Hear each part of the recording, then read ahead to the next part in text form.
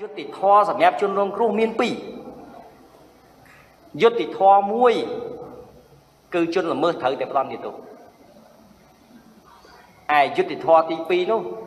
គឺផ្ទះស្នាក់កម្មត្រូវទទួលបាននូវការជួសជុលតាមអ្វីមួយដែលច្បាប់ថាសំណងការខូចខាតមួយសំណងជំងឺចិត្តពីរ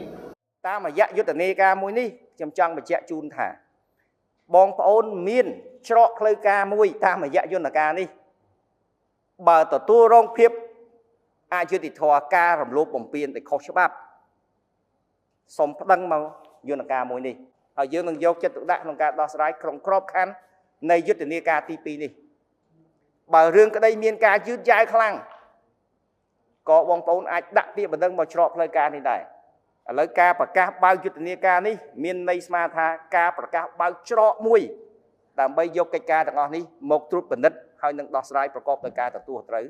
ស្របតាមអ្វីដែលជាការណែនាំដ៏គង់ខ្ពស់របស់សម្ដេចមហាបវរធិបតី